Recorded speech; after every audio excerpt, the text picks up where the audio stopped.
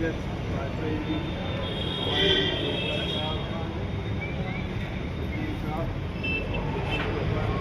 मुखिया जी, जितने हमारे खास मेहमान हैं, पूरी टीम है, हमारा टोटल स्टाफ जो यहाँ वर्दी में सब उपस्थित है, सबका इस शुभ अवसर पर हृदय से स्वागत है। ये केवल एक औपचारिकता नहीं है, दिल की बात। और 2 दिन पहले मैं दुर्गेश से कह रहा था, आज मैं समझ नहीं पा रहा हूँ बोलूँ तो क्या बोलूँ। हर साल में 2 बार तो हम संबोधित करते हैं, क्या नया क्या बोलूँ। तो मुझको याद आया कि पिछले महीने हम इंदौर गए थे, और इंदौर अलग काम से गए थे, लेकिन वहाँ एक शहीद से भी मिले, सुशील मथानिया, जो पहलगाम में मारे गए थे। उनके घर भी हम गए थे उनको श्रद्धासुमन अर्पित करने के लिए। लेकिन जो इंदौर किस चीज़ के लिए मशहूर है, इंदौर किस चीज़ के लिए मशहूर है? साफ सफाई के लिए। साफ सफाई के लिए। Indore is considered the cleanest city in India. और क्योंकि हम शहीद के घर गए थे, वो काफ़ी गली कूचे के अंदर था, तो हमको केवल मेन रोड से नहीं, हमको अंदर के रास्ते से, गलियों के अंदर से भी जाना। और मैंने देखा कि वास्तव में इंदौर इस टाइटल के लायक है कि it is the cleanest city of India. और मैं कहूँ इंदौर कानपुर में क्या अंतर है? वो भी एक उद्योग नगरी है, हम लोग भी उद्योग नगरी है, वहाँ भी कई 35-40 लाख की आबादी है, हम लोग भी 50 लाख के करीब आबाद हैं। तो क्या अंतर है? क्या शासन प्रशासन ने ही उस शहर को साफ सुथरा बनाया, या उसमें जनता की सहयोग है? मैं समझता हूँ कानून जितने भी बने, नियम जितने भी लाखों बने, संविधान में कुछ भी लिखा, लेकिन जब तक हमारे दिल दिमाग में ये चीज ना बैठे कि हम स्वयं जिम्मेवार है, तब तक समाज में, शहर में परिवर्तन नहीं आ सकता। हम लोग जानते हैं, कई लोग कहते हैं अरे कानपुर को मैनचेस्टर ऑफ द ईस्ट। अरे छोड़ो कल की बात, आज की बात करो, आज के क्या हालात है। यदि आज हम किसी बाहर वाले से पूछें भाई साहब आपने कानपुर में क्या नोट किया, क्या जवाब मिलेगा? यदि कोई बाहरी व्यक्ति पहली बार कानपुर आए तो उनके मनस्पटल पे सबसे पहले क्या छप जाएगा? गंदगी। और गंदगी का एक खास कारण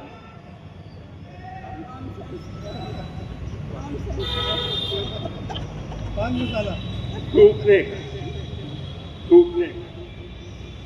कई वर्ष पहले मैंने ये कहा, कानपुर हमें थूक मुक्त बनाना है। जब रोशन जेकब जीएमसी, उन्होंने तंबाकू विरोधी अभियान चलाया, जिसमें हम लोग सब लोग शामिल थे, अपने मॉल को भी हम लोगों को सर्टिफिकेट मिला जीएमसी तंबाकू रोकने। लेकिन उनके जाते जाते सब कुछ बैक टू स्क्वायर हुआ। हम लोग पुराने ज़माने में, नवाबों के ज़माने में क्या होता था, वो लोग पान खाते थे, लेकिन पान के साथ में अपना पीकान भी लेके चलते थे।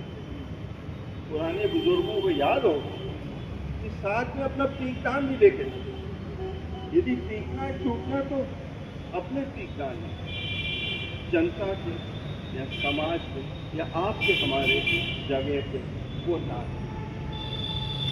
तो सबसे स्टाफ पे सख्ती है, इसलिए मजबूरन वो नहीं खा सकते, और पकड़े गए तो जुर्माना हो जाता है। लेकिन फिर वही बात, कानून अपनी। परसों मेरी वाइफ ने मुझको बताया, वो स्पैस्टिक सेंटर की डायरेक्टर है, उन्होंने कहा एक और जन हमारे एक टीचर के हस्बैंड को कैंसर हुआ। क्या हो गया? मुंह का। क्यों हुआ? पान मसाला।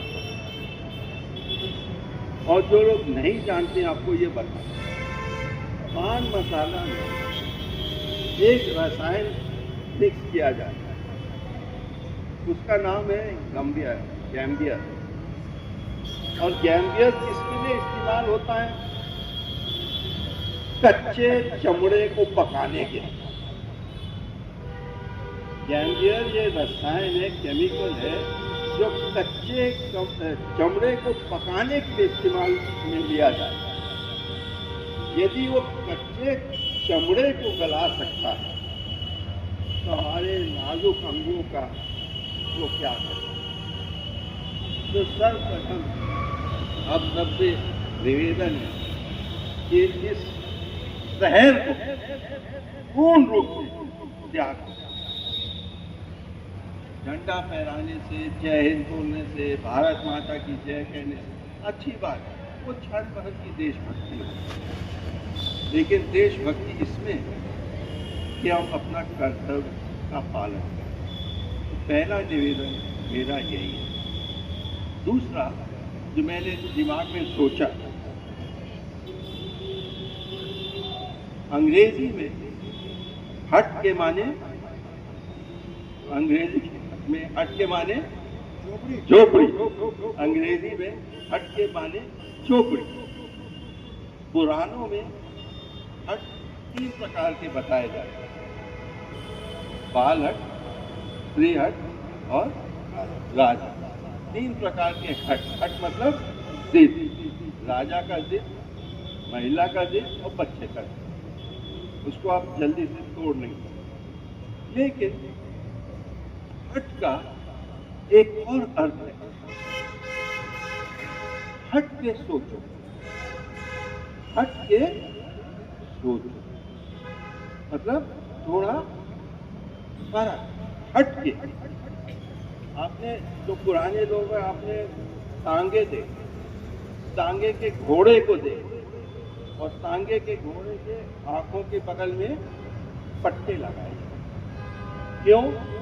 ताकि वो उतने ही दायरे में रहे, उसके बाएं दाएं वो ना जाए। और हम में से तमाम लोग ही तांगे के घोड़े जैसे बन गए अपने मानसिकता।